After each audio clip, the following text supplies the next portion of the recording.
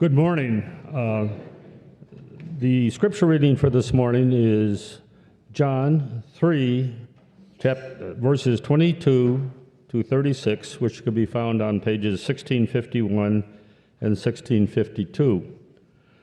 After this, John and his disciples went out into the Judean countryside, where he spent some time with them and baptized. Now John also was baptizing at Enon near Salem, because there was plenty of water, and people were coming and being baptized. This was before John was put in prison. An argument developed between some of John's disciples and a certain Jew over the matter of ceremonial washing. They came to John and said to him, "Rabbi, that man who was with you on the other side of Jordan, the one you testified about, look, he is baptizing and everybody is going to him." To this John replied, "A person can receive only what is given them from heaven. You yourself can testify that I said, I am not the Messiah, but am sent ahead of him. The bride belongs to the bridegroom. The friend who attends the bridegroom waits and listens for him, and is full of joy when he hears the bridegroom's voice. That joy is mine, and it is now complete. He must become greater, I must become less. The one who comes from above is above all. The one who is from the earth belongs to the earth, and speaks as one from the earth. The one who comes from heaven is above all. He testifies to what he has seen and heard, but no one accepts his testimony. Whoever has accepted it has certified that God is truthful. For the one whom God has sent speaks the word of God, for God gives the Spirit without limit. The Father loves the Son and has placed everything in his hands. Whoever believes in the Son has eternal life, but whoever rejects the Son will not see life, for God's wrath remains on them." This is the word of the Lord. So last week you talked about John the Baptist baptizing Jesus, and particularly paying attention to what Jesus says to John, which is, "Let it be so now." Baptizes Jesus, heaven's open, dove descends, a voice comes from heaven, and then Jesus begins his ministry. And in this passage, we learn that John didn't stop baptizing once Jesus had come on the scene, but he's continuing to baptize. He's continuing to prepare the work, prepare the way for God. And as this is going on, you can imagine more and more people are leaving John and following Jesus. And as this happens, there's seems to be two disputes kind of at the center of this passage. One is a question about ceremonial washing. What are you guys doing here? We already know from Moses what washing looks like. And then you have his disciples that stayed behind, watching the crowds thin out and go and follow Jesus. And so there's confusion and some resentment, and an argument breaks out about is brought to John. About what's happening around them, but from the criticism they're getting about the nature of baptism to some resentment that's built within the disciples is going on. And you can imagine if you're one of John's disciples, you've seen a lot. You've baptized people, you've seen this revival movement, you've seen every day more and more crowds come, the critics come, you're in the foxhole together, you're seeing this all unfold, and then in comes Jesus, and he's just down the river, and he's baptizing people. I mean, if Jesus was baptizing people, how far would you walk to see him? How long would you wait in line to be baptized by Jesus? You can imagine this is the Messiah. This is the one Israel had been promised. This is the one generations had prayed for. Let me be the generation that sees your Messiah come. For 600 years. That's a long buildup. And now he's here. John the Baptist has been telling his disciples explicitly, when he comes, we're pointing to him. He's going to take it from there. But then it happens. Then Jesus comes. And they are still stuck around with John.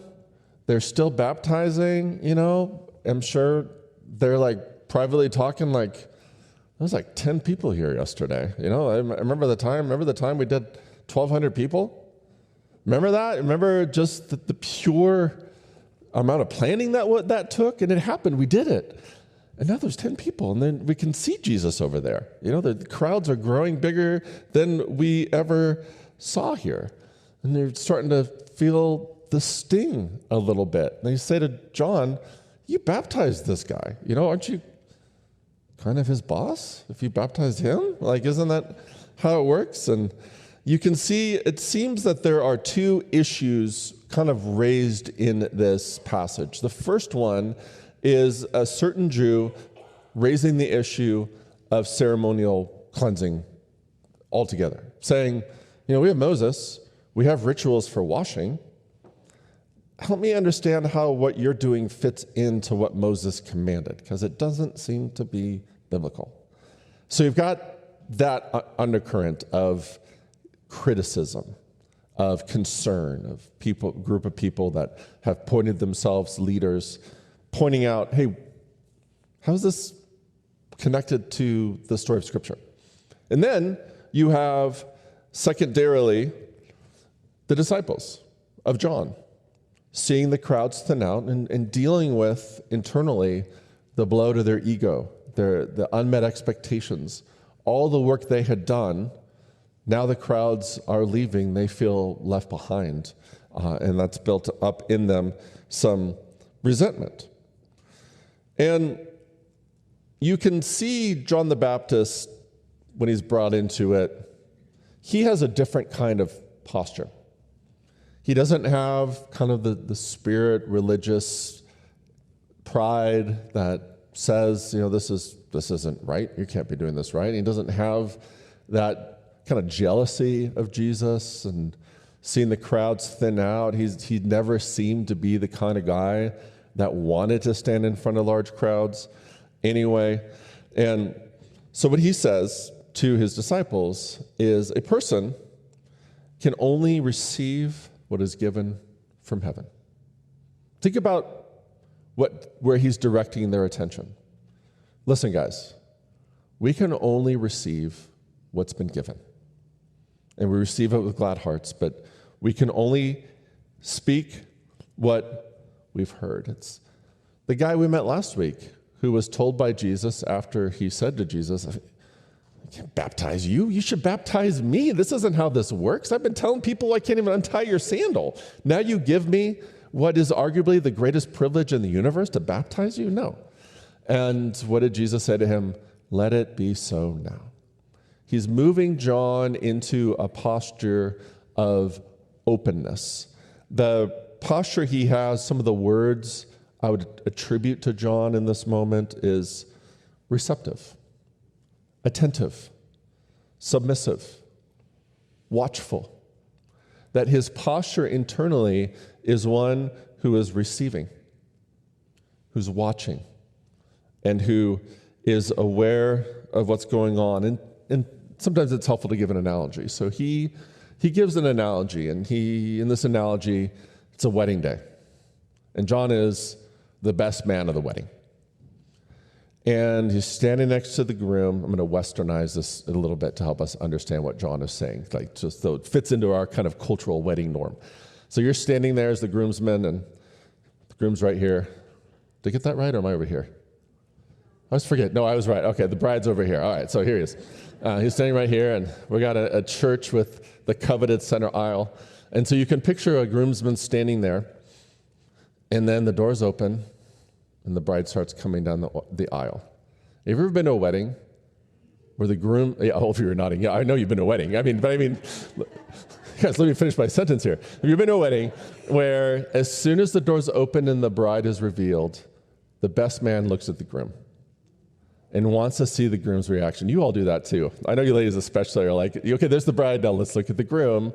Is he like, so, and he says in this story, John the Baptist is telling, what I'm doing right now is I'm looking at the groom, I'm seeing his smile, and I'm filled with joy.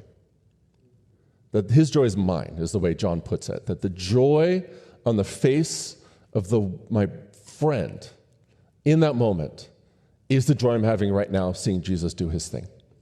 His joy is not at the crowds. He's not tormented by the critics. He's not bothered. His ego isn't offended because people are going to see Jesus now. He's like, I never even thought to look at it this way, guys. Like, my joy is looking at Jesus and seeing what he's doing right now. That's what I came for. I'm in this story you're telling. I'm not the groom. I'm not the hero of this story.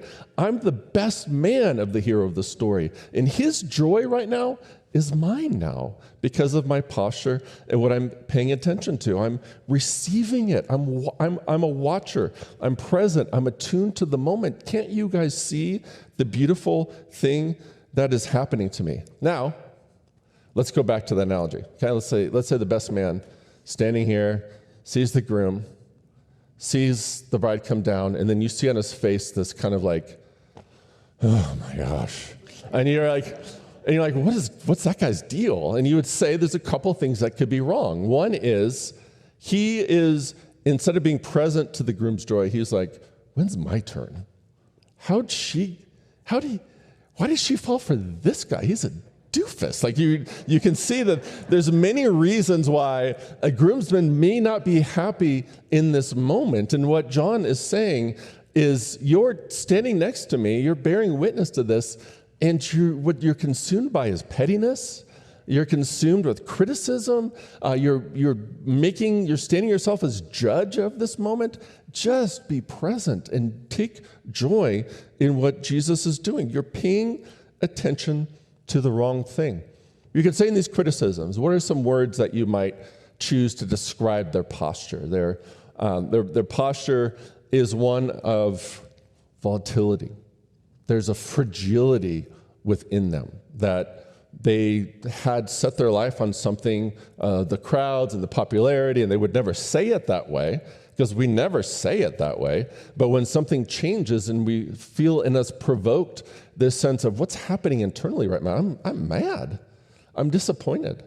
I'm feeling resentment build up within me. They're in that moment of, I didn't think that being part of this, what was happening, was feeding my ego. But now that I see the crowds diminishing, I'm confronted with something I don't like, and I don't know what to do with it. I don't know how to hold it.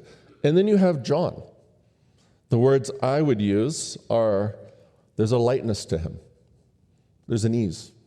The word he uses to describe his posture in this passage is joy.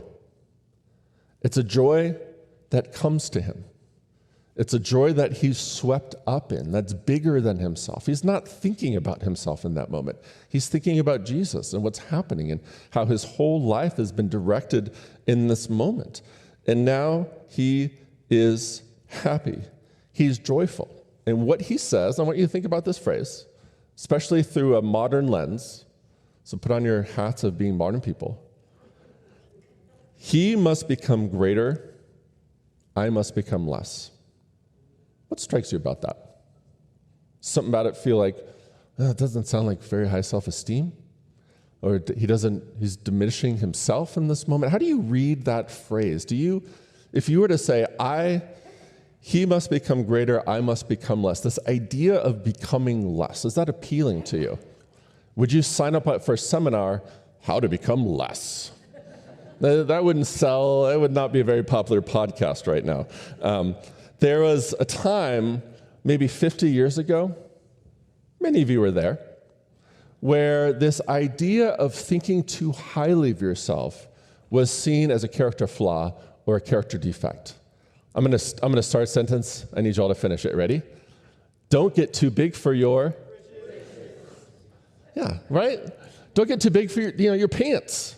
Don't get too big for your britches. Don't get a big head. Pride comes before.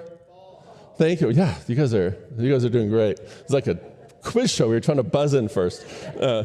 And we have in there this idea that when somebody begins to think of themselves as superior to others, that is a serious character defect. And one of the things that used to be ingrained in children was don't get too big for your britches. Don't overestimate your skills and abilities. I mean, if there's one thing, now that I have teenage drivers in the house, is don't overestimate your skill. Give yourself a little extra space there when you're driving. We used to see pride, arrogance as a character defect, but I don't hear that anymore. I can remember the last time a child was told, don't get too big for your britches, don't overestimate yourself, because we live in an era of self-esteem. Now, that is a correction. You know what, I'm not going to get into sociology right now, so you can, do your own research. But the idea that we need kids to feel good about themselves and emotionally healthy and whole has, we'll just say, a good part to it and a dark side to it. Especially when that dark side of how self-esteem doesn't match and correspond with the reality of a child and who God has made them to be. I don't think who you are is something you get to tell the world. I think it's something that you discover along with the rest of us. And in this moment, it's enough about that part. The temptation is, and I think that the reason why we have this don't get too big for your britches, you're a special little person, like somewhere in this pendulum of back and forth, the problem, and I'm indebted for C.S. Lewis for this insight, is they're both different versions of dealing with pride. On the one hand, pride is thinking too highly of yourself. And on the other hand, and this is the counterintuitive part, the other version of pride is thinking too lowly of yourself. And in both instances, the problem that is addressed in this passage that John is dealing with here is in both instances, you're still at the center. And what John is inviting us into is pulling ourselves out of the main character of the story and positioning yourself as a groomsman, as somebody who's simply bearing witness to something beautiful that's happening around them. In the one case, you had these self-appointed religious authorities that have the traditions of Moses, and they're seeing something happening. They can't recognize that it's from God, and they're saying, we stand in our traditions. We have this view of what's happening that's superior than yours, which is, the definition of a critic. I know what's better. I know what's good, what's bad. I can fairly judge and deem what is good and what is bad and evil. And so you have, on the one hand, a group that is thinking too highly of themselves, that there's what we would call a spiritual pride in place. What is this? What is this baptism? And we have ceremonial washing. Do you think you're better than Moses? Do you think you know better than the sacred texts that have guided? So you've got that kind of spiritual pride. You all know it, have seen it. And then you have the disciples who are on the other side. Maybe now they're feeling a little insecure. This prominent social position we once held, the people coming to see us, to think, you're so lucky you get to walk with John. You get to see what he's doing. I'm so jealous. Can you put the good word in for me? Can you give John my resume? There's this sense of they're at the top. They liked that feeling. But what they discovered was there's something fragile at the center of it because it was on the wrong thing. And now that the crowds have shifted and changed and people are going to Jesus, they are beginning to say, I don't like how this feels. And what John is saying to both people, the critics and those who are feeling insecure and wounded by what's happening, you have the same problem. You're turned inwards. And because you're so inwards, you can't see what is happening around us. John doesn't answer for them, doesn't tell them what they ought to do. He's a rabbi, he's a prophet. So what he does, he says, I'm not going to tell you what to do, but I'm going to tell you the posture of my heart. And that's where he says to them, he must become greater and I must become less. That he positions himself not in terms of greatness. That's for Christ to be great. My job is to take that pesky, sensitive little ego out of the equation altogether, so I can be present, so that I can be the groomsman looking at the face of Jesus and the joy of Christ now becoming the joy of mine. I must let go of my pride so that I can enter into the joy and the good things that are happening right now. To C.S. Lewis in his book, Mere Christianity, this is really helpful for me. He says that humility is not thinking less of yourself, it's thinking of yourself less. It's not the quality. I know it's good, isn't it? That's why sometimes you just got to quote the greats, because it's like, I'm not going to say any better than that, and I'm not going to steal it from them. So it's not when you feel that swollen, wounded pride, ego, you recognize the times you're thinking too highly of yourself. It's not to say, I need to think of myself as a dirty rag or as a loathsome insect or creature or something like that. It's not to move in the opposite direction. It's to stop playing that game altogether and say, the solution is not to think of less of myself and to bring myself down and humble myself. It's to just stop thinking about myself altogether. He's saying to his disciples, this is robbing you of the joy of it. There's something beautiful happening right now. Books will be written about what's happening right now. People will be talking about this 2,000 years from now. Like, enter into the moment. Those who feel superior, those who feel inferior, those who have raised themselves too high, those who are disoriented and lost because of what's happening. John says, I'm just not thinking of myself at all, except as the best man of my best friend's wedding, and I'm just sharing in his joy right now. He's not thinking of himself at all. Let me read you some more C.S. Lewis, because you seem to enjoy that. Here's the first quote from Mere Christianity, and he is writing about what would it be like if you entered into a person who was humble, a person who was true in the Christian sense of the word humble. And he's going to talk about the modern understanding, but to be in the presence of a truly humble person, somebody like Christ, somebody like John the Baptist in this passage. He writes, if you meet a really humble man, he will be not what most people call humble nowadays. He will not be a sort of greasy, smarmy person who is always telling you that, of course, I'm a nobody. You know that people's like, I'm nobody. I'm really not a nobody. And you're like, well, then why'd you say it twice? So says probably you will look and all you will think about him is that he seemed a cheerful, intelligent chap who took a real interest in what you said to him. If you dislike him, it will be because you feel a little envious of anyone who seems to enjoy life so easily. He will not be thinking about humility. He will not be thinking about himself at all. To be humble, in the way Lewis is describing it, is to be fully present to someone, to be interested, engaged, curious, available. And here's something he wrote. I love this one too. He got this, Augustine in City of God wrote about worship as properly ordered affection, that your loves are in the right order. Of course, he gets this from Jesus, who said, love the Lord your God with all your heart, soul, strength, and mind.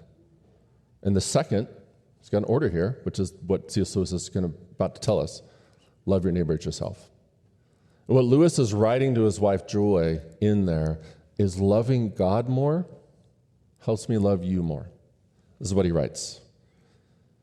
To love you as I should, I must worship God as creator.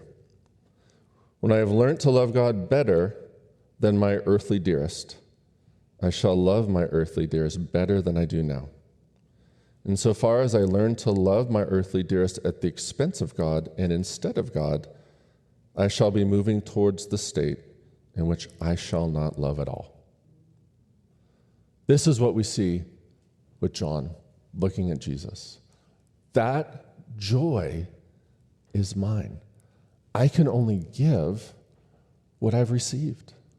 How can you not see what's happening? Loving God properly opens the door to loving everything and everyone. That's why he attaches the word creator to it.